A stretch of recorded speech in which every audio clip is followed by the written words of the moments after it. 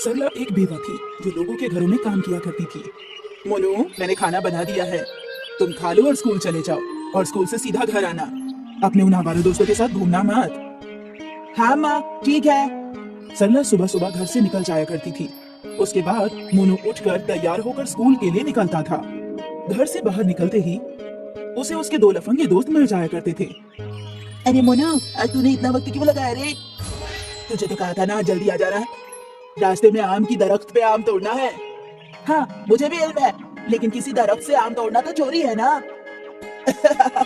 ऐसा किसने कहा तुझसे? जो पकड़ा गया वो चोर। हम लोग आम तोड़ेंगे और वहाँ से फरार हो जाएंगे। अरे लेकिन हमारी वजह से उस दरख्त के मालिक को तो नुकसान होगा ना। होने देना, हमें क्या। हम तो बस मीठे मीठे आम खाएंगे। अब तो फजूल का तकरीर ना दे, चल हमारे साथ।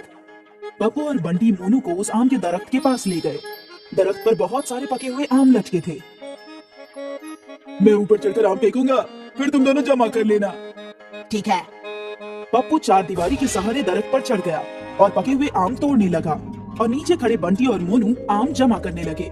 पप्पू ने कई सारे आम तोड़ लिए, और फिर बंटी ने देखा कि एक शख्स डंडा लेकर उसी जानिब आ रहा है। अरे पप्पू, नीचे उतर, मालूम होता है दरख्त का मालिक आ गया। अरे बाप रे। पप्पू फौरन जमीन पर कूद गया और फिर तीनों भागने लगे। कुछ फासले तक उस शख्स ने उनका पीछा किया और फिर वो थक कर रुक गया। तीनों दौड़कर पार्क में पहुंचे। क्या मजा आया ना। मुझे लगा था वो शख्स हम सबकी बहुत पिटाई करेगा। उसके पास कितना बड़ा डंडा था, अगर एक भी मारता तो हमारा क्या हश्र होता। अरे मोनू, तू बड़ा बुज़दिल है। देख, मैंने उसके दरख्त से इतने आम तोड़े, वो मुझे पकड़ पाया क्या? जो पकड़ा गया वो चोर, उसने हमें नहीं पकड़ा, मतलब हमने चोरी नहीं की। यकीनन, चल मीठे मीठे आम का मजा लेते हैं। तीनों दोस्त मिलकर मीठे मीठे आम खाने लगे। मोनू को इल्म था कि यह गलत है, लेकिन उसे आम बेहद पसंद थे और उसकी वालिदा उसे आम खरीद कर नहीं दे सकती थी। आम खाकर वो लोग स्कूल पहुंचे। स्कूल के गेट पर उन्होंने रोहन को देखा। रोहन के वालिद पुलिस कांस्टेबल थे। उनकी कमाई ठीक ठाक थी और इसलिए रोहन के पास बाकी बच्चों से ज्यादा चीजें थी। रोहन हमेशा अपना स्मार्टफोन का दिखावा करता था। अरे दोस्तों, तुम लोगों को फ्री फायर गेम खेलना है क्या? नहीं। अरे मेरे तो जहन से ही निकल गया, तुम लोगों के पास स्मार्टफोन ही नहीं है, तो तुम लोग गेम भी नहीं खेल सकते। तेरे पास है ना, तो तुम अपने स्मार्टफोन पर गेम खेलता रहे, और अब यहाँ से दफा हो जा, समझा? रोहन हमेशा इन तीनों को परेशान करने के बहाने तलाशता था। रोहन की बातें मोनू को अच्छी नहीं लगती थी, तो इसकी मत सुना कर। हाँ, यह गंदा है।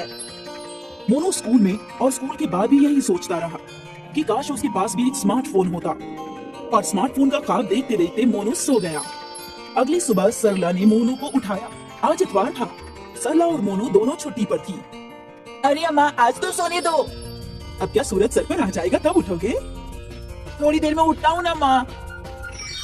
सरला ने आखिर मोनू को उठा ही दिया। कुछ देर में मोनू चाय पीने बैठा।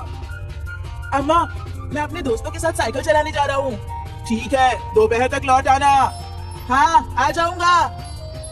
अच्छा सुन, तेरे दोस्त मतलब बंटी और पप्पू तो नहीं? अम्मा, तुम फिजूल में उन्हें बोलती रहती हो, वो दोनों बहुत अच्छे हैं। नहीं बेटा, वो बच्चे अच्छे नहीं हैं। किसी से भी जुबान लड़ाते हैं, चोरी करते हैं। उनके साथ रहेगा तो तू भी खराब हो जाएगा। तू उनके साथ हरगिज नहीं रहेगा। ठीक है अम्मा, नहीं रहूंगा, अब इजाजत दीजिए। मोनू ने अपनी साइकिल उठाई और चल पड़ा। वो अपने दोस्तों के साथ मैदान में पहुंचा और तीनों मिलकर करतब करने लगे। पप्पू और बंटी करतब कर रहे थे। तभी मोनू का तवज्जो झाड़ियों में चमक रही एक चीज की जानिब गया। मोनू ने वो चीज उठाई तो वो एक स्मार्टफोन था। मालूम होता है कि किसी का फोन गिर गया है। बंटी और पप्पू उसके पास आए। स्मार्टफोन नहीं, आईफोन है। अरे वाह, तेरी तो निकल पड़ी। तू स्मार्टफोन के लिए तड़प रहा था ना, ऊपर वाले ने तुझे आईफोन दे दिया। लेकिन ये मेरा थोड़ी है, ये तो किसी और का है। इसे हमें इसके मालिक को सुपुर्द करना चाहिए। अबे गधे, तुझे मिला है तो तेरा हुआ ना। ऊपर वाले ने ये तुझे अता फरमाया है तो ये तेरा है, समझा? आईफोन में तो कमाल के गेम्स होंगे। बंटी और पप्पू उस आईफोन में गेम खेलने लगे और फिर वीडियो देखने लगे। ऐसे ही कुछ घंटे गुजर गए। अब मुझे घर जाना चाहिए, अम्मा इंतजार कर रही होंगी। अरे ये लेकर जा अपना आईफोन। पप्पू ने वो आईफोन मोनू को दे दिया। मोनू को आईफोन बेहद पसंद था, इसलिए उसने सोचा कि वो रख लेगा। पूरे रास्ते वो आईफोन को देख रहा था। मोनू आईफोन लेकर घर आया और उसने आईफोन घर में छुपा दिया। तेरे लिए तेरा पसंदीदा आलू पराठा बनाया है, हाथ पैर धोकर आजा। आया अम्मी। मोनू खाना खाने बैठ गया। उसने अपनी अम्मी को उस आईफोन के मुतालिक नहीं बताया था। उसे इल्म था कि उसकी अम्मा उसे बहुत डांटेंगी। खैर उसने जैसे तैसे पराठे खा लिए। अरे ये क्या, तूने तो एक ही पराठा खाया है। हाँ अम्मी, मुझे भूख नहीं है। क्यों? बस यूं ही। ठीक है, भूख लगे तो वापस खा लेना। मैं बाजार जा रही हूँ राशन खरीदने, तू घर का ख्याल रखना। जी अम्मी। सरला के जाते ही मोनू ने वो आईफोन निकाला और आईफोन पर गेम्स खेलने लगा। मोनू बेहद खुश था।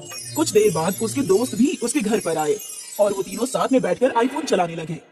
अब कल तू ये आईफोन लेकर स्कूल आना, वो रोहन का हसद का कर आंख हो जाएगा।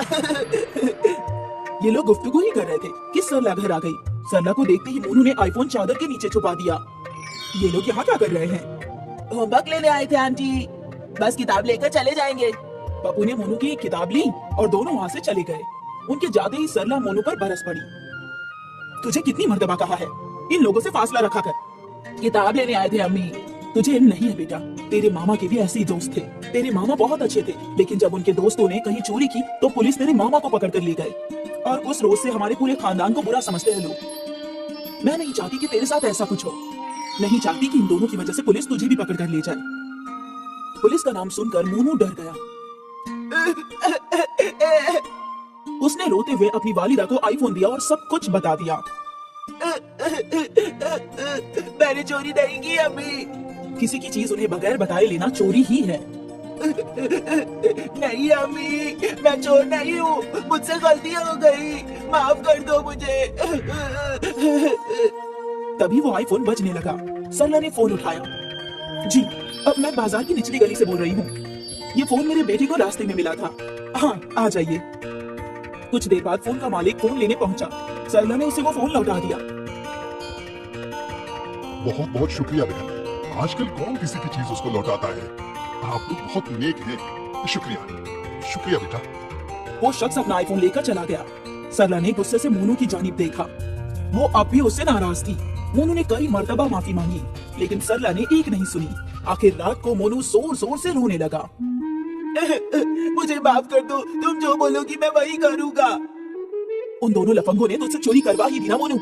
आज के बाद उन दोनों लफंगों के साथ हरगिज़ नहीं रहेगा तू। वो दोनों जिंदगी बर्बाद कर देंगे। ठीक है अम्मा, मैं वादा करता हूँ कि आज के बाद उनके साथ नहीं रहूंगा।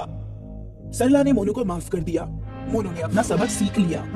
उस रोज के बाद मोनू कभी पप्पू और बंटी के साथ नहीं रहा। उसने अपनी बुरी दोस्ती छोड़ दी।